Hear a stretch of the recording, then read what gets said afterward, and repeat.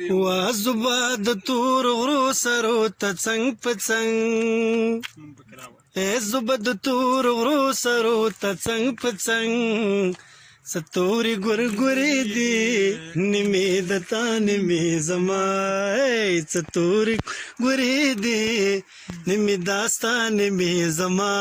او زوبه د تور غرو سرو ته څنګ په څنګ ستوري ګورګوري دي نیمې داستا نیمې زما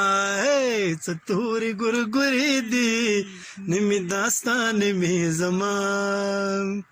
او خدایا ګورګوري تورې مکې ستوري ګورګوري دي نیمې داستا نیمې زما او خدایا ګورګوري تورې مکې ستوري ګورګوري دي نیمې داستا نیمې زما جنکې سرې شونډې ورځي تورې راځي نه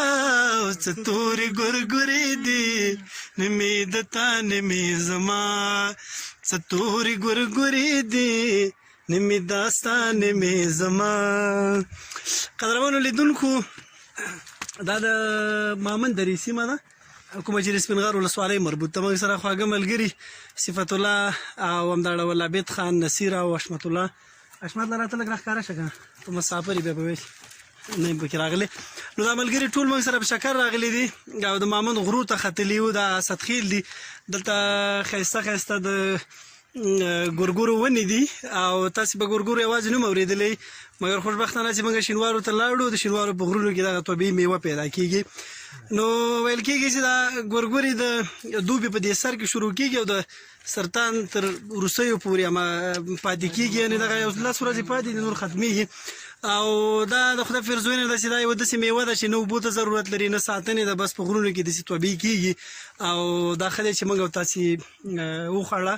نو که تاسې هم دغه میوې خوړلو ته زړه کېږي نو بس موږ سره په تماس کې شئ او تاسې کولی شو چې دلته راولو محمد ته او همدغه تېر راتلونکو 10 ورځو کې ځکه سرطان اخري پورې بیا دا خپله دوړېږي او د منځه ځي. نو ګورګوره خو ډېر شاعرانه نوم هم دی. ما شروع کې تاسې ته کومه سروکې ویل دا نغمې او منګل ډېر کلونه پخوا ویلی دی او نور هم خوښه چې ګورګورو ته راځئ که نه. نو تاسې لږ راوګورئ ټول راوګورئ کوم څوک څه وایي بس ټولو ته سلامونه. اچھا کوم ګورګورو پورې یوه ټپه دې نه ده یادابې ده نه والا ما که یاد مو نه یاده وه ده ټولې تا ویلې نه نصیر به یو څه ووایي نه مل ټولې تا ویلې خو ستا نه ډېره مننه چې دغه سفر برابر کړه او بس ډېره مننه کوران خوشحاله اوسئ.